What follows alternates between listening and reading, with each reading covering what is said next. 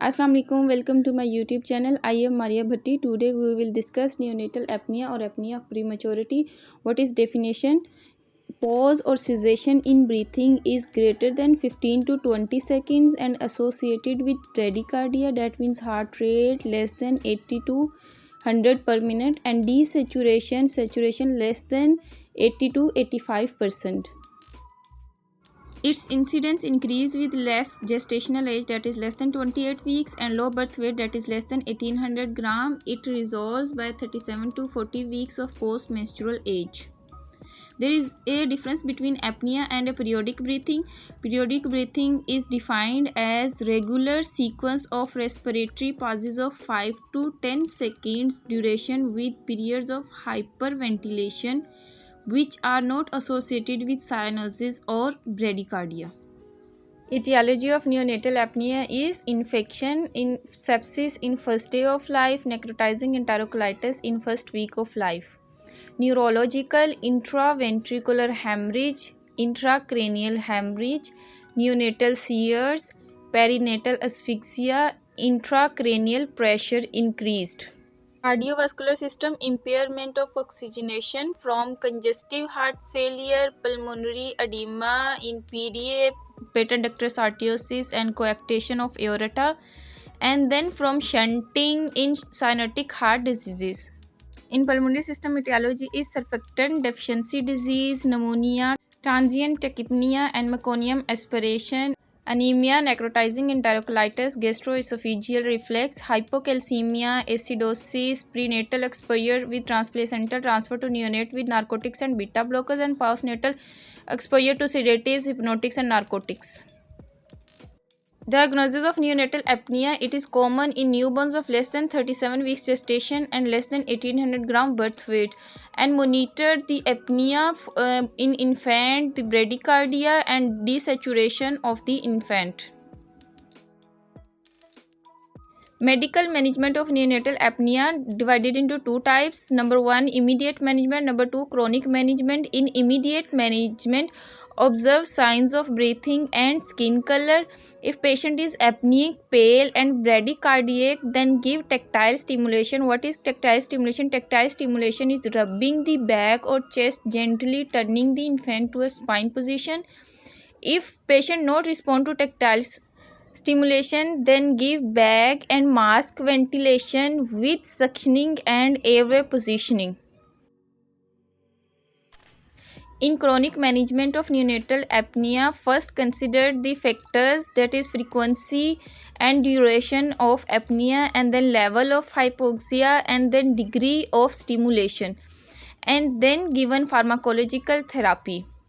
In pharmacological therapy, given methylxanthine. In methylxanthine, two medicines, one is caffeine and second is theophylline.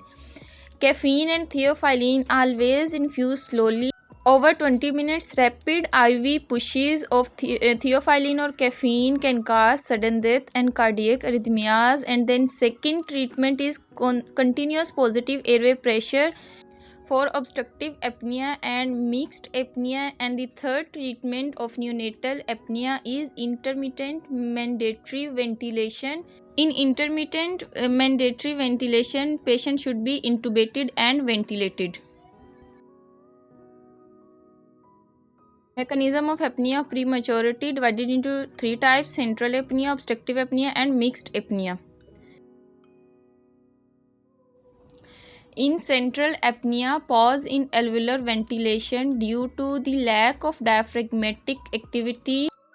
No signals to breathe transmitted from central nervous system to the respiratory muscles. Sen due to immaturity of the brainstem. Brainstem is the control center of respiratory drive. In brain, stimulation of laryngeal receptors cause in adults cough and in infants preterm apnea.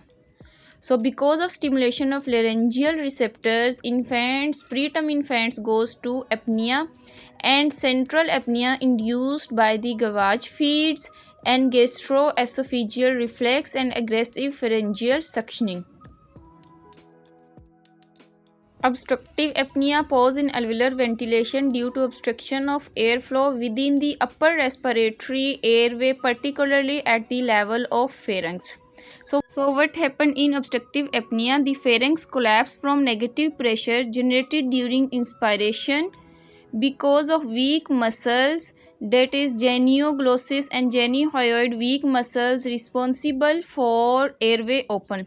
So during expirations, mucosal adhesive forces tend to prevent the reopening of airway, and then neck flexion worsen the apnea, and management of obstructive apnea is continuous positive airway pressure, and excessive secretion in nasopharynx and hypopharynx may also cause of obstructive apnea. When to start pharmacotherapy in neonatal apnea? Number 1, when 6 episodes of apnea in 12 hours with responding to general measures. Number 2, more than 2 episodes in 24 hours require high oxygen to terminate the apnea, bradycardia and desaturation. Number 3, 1 apneic episode with bag and mask ventilation to terminate the apnea and bradycardia and desaturation needed. When to start respiratory failure? When failure of pharmacotherapy and more than 1 episode of apnea in 24 hours not responding to bag and mask ventilation or oxygen.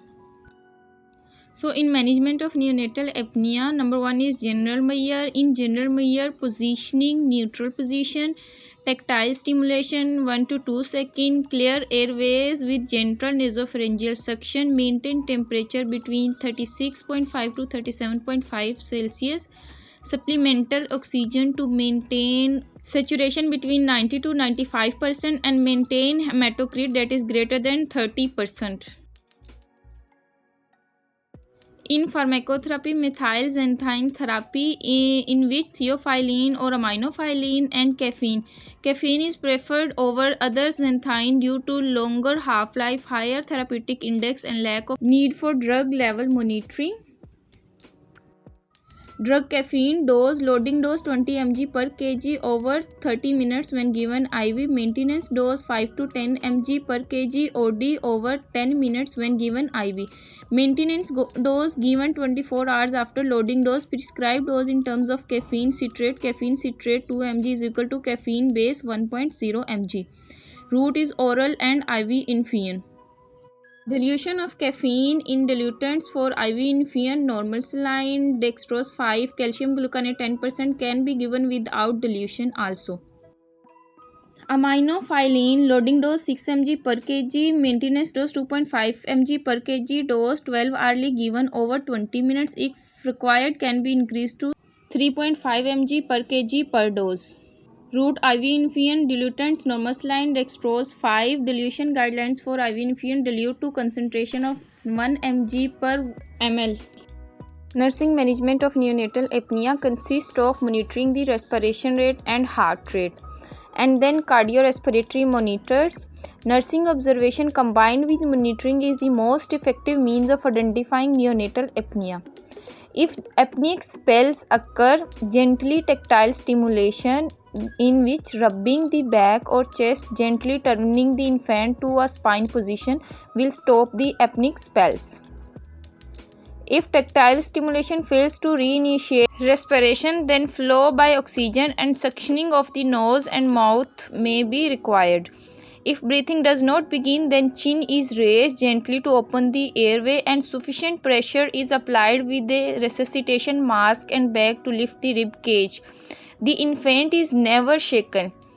After breathing is restored, the infant is assessed for possible precipitating factors such as unstable temperature, abdominal distension, supplemental oxygen. The use of pulse oximeter is helpful to detect onset of apneic episode. It is important that nurse maintain a careful record of episodes of apnea, number of apneic spells, infant's appearance during and after episodes, and infant's self-recover or whether tactile stimulation or other measures needed. Subsequent investigations into the possible cause of the apneic episodes is vital to the care of the preterm infant because it may signal an underlying condition such as sepsis or necrotizing enterocolitis. In medical management of neonatal apnea, third point is respiratory support.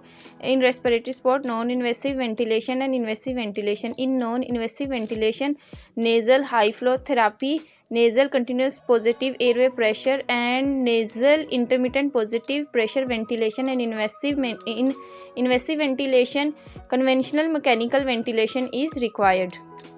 If you learned something from this video, then subscribe my channel, like this video and stay tuned for further information regarding pediatrics. Thank you. Allah Hafiz.